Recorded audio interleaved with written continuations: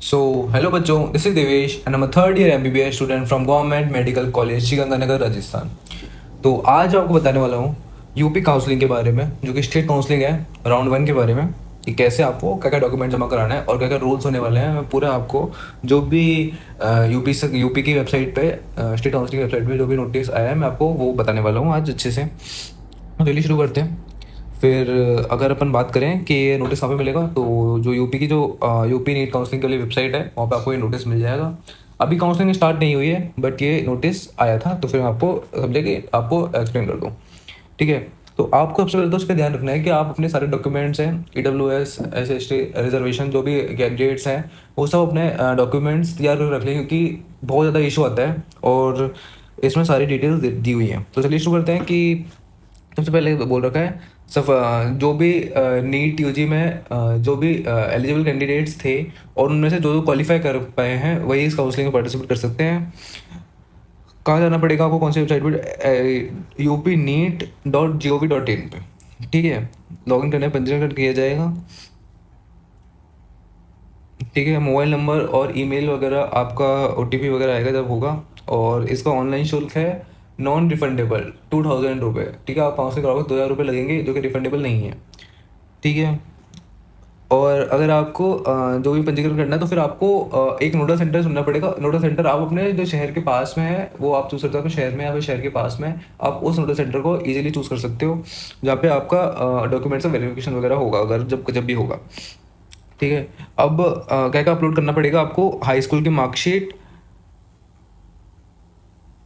Intermediate marksheet, ठीक है, आरक्षण से संबंधित जो आपका कैटेगरी सर्टिफिकेट है, EWS वगैरह जो भी है आपका, और डोमिसाइल सर्टिफिकेट। ठीक है। अगर आप डोमिसाइल हो यूपी के तो ठीक है, डोमिसाइल सर्टिफिकेट भी आपको अपलोड करना पड़ेगा। ठीक है। अब हम बात कर लेते हैं कि क्या क्या सिक्योरिटी मनी लगेगा। अगर आपको गवर्नमेंट कॉलेज की सिक्योरिटी, गवर्नमेंट कॉलेज ही चाहिए आपको, तो आपका सिक्योरिटी मनी 30,000 होगा। और अगर प्राइवेट मेडिकल कॉलेज चाहिए तो फिर आपको 2 लाख होगा। और अगर आपको प्राइवेट डेंटल चाहिए तो आपका सिक्योरिटी मनी हो जाएगा 1 लाख रुपये। ठीक है। अगर आपको राजकीय निजी मेडिकल और डेंटल, ठीक है, गवर्नमेंट या फिर प्राइवेट मेडिकल और डेंटल कॉलेज की सीट का एलिजिबल होना है आपको, तो फिर 2 लाख रुपये लगेगा। और अगर राजकीय या निजी दोनों क्षेत्र के डेंटल, गवर्नमेंट और प्राइवेट डेंटल में करना है आपको, तो फिर 1 लाख रुपये लगेगा। ठीक है। और आपको जो सिक्योरिटी मनी है वो ध्यान रखें कि आप अपने अकाउंट से डिपॉजिट करें। जो भी आपका बैंक अकाउंट है आप उसी से डिपॉजिट करें। आपका डेबिट कार्ड से हो जाएगा, UPI से हो जाएगा, क्रेडिट कार्ड से हो जाएगा, नेट बैंकिंग से हो जाएगा, किसी से भी हो जाएगा। लेकिन आप कैफ़े वाले से, आप अगर आप जाके काउंसलिंग कराते हो, आपसे बेस्ट है कि आप अपने आप काउंसलिंग करो। ठीक है। अगर आप किसी और से काउंसलिंग कराते हो और वहाँ पे जाकर आप सिक्योरिटी मनी देते हो, तो ध्यान रखें कि आप अपने अकाउंट से ही कराएं, क्योंकि जो सिक्योरिटी मनी होता है वो बहुत दिक्कत देता है, बहुत दिक्कत देता है। पिछली बार की 2025 की काउंसलिंग की सिक्योरिटी मनी अभी तक नहीं आई है यूपी वालों के पास। मेरे पास अभी भी मैसेज आते रहते हैं उससे रिगार्डिंग। ठीक है। तो इसलिए ध्यान रखें कि आप अपना ही नंबर दें, अपना ही UPI ID, आपका भी बैंक अकाउंट दें। ठीक है। दोनों।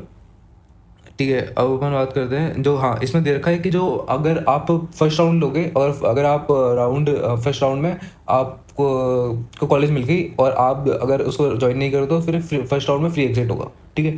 तो अगर आप फ्री एग्जिट कराते हो तो आपका सिक्योरिटी मनी आपको वापस मिल जाएगा, सिक्योरिटी मनी डिजॉल्व नहीं होगा। ठीक है। तो निश्चित सिक्के,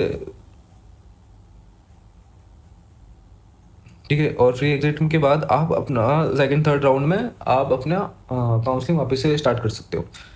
ठीक है। और जो EWS सर्टिफिकेट है, EWS कैंडिडेट्स हैं जो भी, उनका सर्टिफिकेट 1 अप्रैल 2026 से बाद वाला ही काम आएगा। ठीक है। अगर आपका नहीं बनाया तो फिर अभी बनवा ले जाके आप, इससे पहले का है तो आप अभी बनवा लें। और इसमें दिया हुआ है मेन में फिलिंग अपनी प्रायोरिटी। ठीक है। जो आप चॉइस फिलिंग कर रहे हो, ठीक है, वो अपनी प्रायोरिटी अपने सही से करें। और चॉइस लॉक की फैसिलिटी दी जा रही है। हर स्टेट की काउंसलिंग में अलग अलग चीज़ें होती हैं, ऑल इंडिया में अलग है। क्या अगर आपने लॉक नहीं करा तो ऑटो लॉक हो जाएगा, इसमें ऑटो लॉक नहीं होगा। अगर आपने लॉक नहीं करा चॉइस फिलिंग के बाद में, तो आप ख़त्म, आपका काम ख़त्म है भाई। ठीक है। इसलिए आप लॉक करना ना भूलें। और लॉक करने के बाद में कुछ नहीं हो पाएगा। लॉक करने के बाद में ना कोई कॉलेज ऊपर जाएगा ना नीचे जाएगा, प्रायोरिटी लिस्ट आपकी फिक्स हो जाएगी, उसी प्रायोरिटी लिस्ट के हिसाब से आपको कॉलेज मिल जाएगा। ठीक है। तो आप अपना टाइम खत्म होने से पहले ही आप अपना लॉक कर लें चॉइसेस। ठीक है। तो फिर हमें दे रहा है किसी भी दशा में लॉक की गई परिवर्तन नहीं होगा उसमें, और लॉक करना अनिवार्य है, ठीक है, ये ध्यान रखें इस बात का। छोटी छोटी गलतियों से आपकी काउंसलिंग ख़राब हो सकती है, तो और आपको कॉलेज जो आपको अच्छा मिलता है वो नहीं मिलने को रह जाता है, ठीक है। और नोडल सेंटर पे वो की जाएगी सारी जो भी होगा, और ठीक है, तो यही काउंसलिंग का नोटिस था, यूपी नीट की काउंसलिंग का। तो आपको अगर आपको समझ में आ गया हो तो लाइक करें मेरी वीडियो को। अगर आपको इससे रिलेटेड और भी इन्फॉर्मेशन चाहिए काउंसलिंग से रिलेटेड, तो मैं काउंसलिंग की कट ऑफ वगैरह सारी डाल चुका हूँ मैं अपनी वीडियो पे, जो कि ऑल इंडिया की काउंसलिंग है, यूपी स्टेट की काउंसलिंग है, सब स्टेटों की काउंसलिंग के बारे में मैं इन्फॉर्मेशन दे चुका हूँ आपको। तो आज की वीडियो में इतना ही, मिलते हैं अगली वीडियो में, तब तक के लिए गुड बाय।